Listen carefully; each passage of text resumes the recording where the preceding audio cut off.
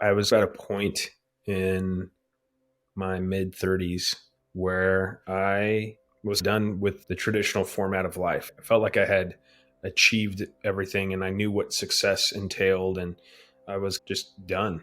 I had reached a place of feeling pretty depressed, apathetic, and there wasn't a lot that it was exciting.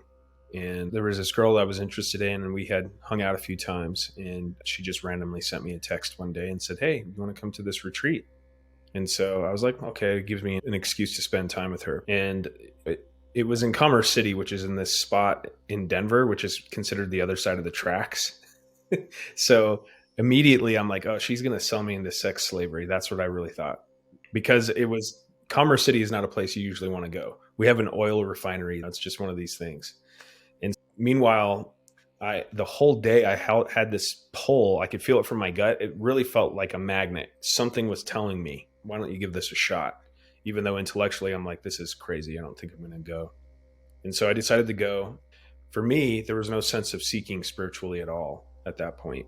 It was just something else to do. I didn't have any expectations upon going there. And I think there might have been something useful in that. I showed up at his house. Turns out he lives in a really nice part of town. And I knock on the door, he opens the door. He's got a faux hawk, and he's got a Backstreet Boys t-shirt on. And I'm like, oh my God, this is the guru. This is the guru. Legit.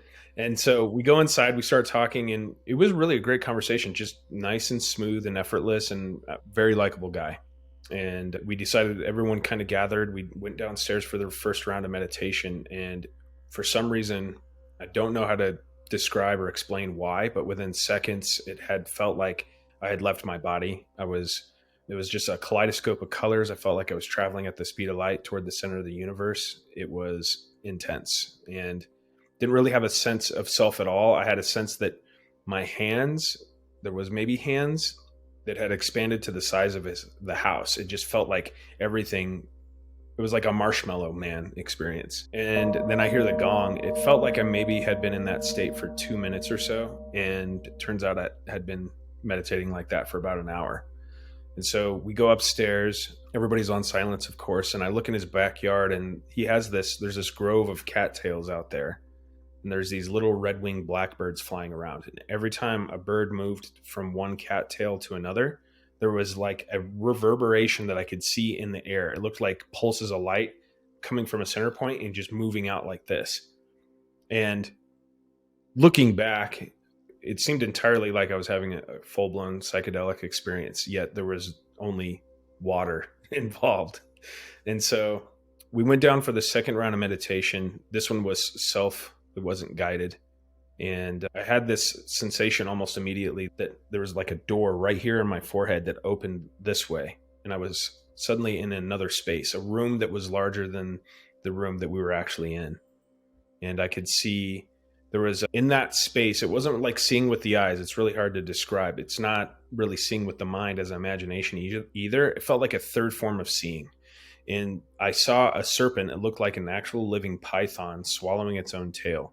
And I could see it moving like it was an actual living snake. And it began to shed skin around its neck, and it rolled around its body over and over again, slowly. And as I watched that, I could feel this warm, almost had a color to it, like gold energy moving from my navel upward, and it wanted to come out of the mouth like a flashlight or something. And the only thing that arose in that was a single thought, and that was, suffering doesn't go anywhere. It changes, it moves. And that was it. And then hear the gong. And I was kind of in this state of, it felt immediately like utter presence and bliss. And after that, Angelo began to do a talk on the ox herding pictures because he's a Zen Buddhist background, and he likes to speak on these things. And I think it was probably an hour talk, and I had no idea what he was saying. I was just so utterly present. There was no intellectual processing going on, but I could see it as if his face were changing during that entire time. It felt like maybe he was embodying every ancestor in his biological lineage. I'm not really sure. It was pretty incredible. And I had about a 6-month period after that where it was just bliss, nothing but bliss. It was pretty cool.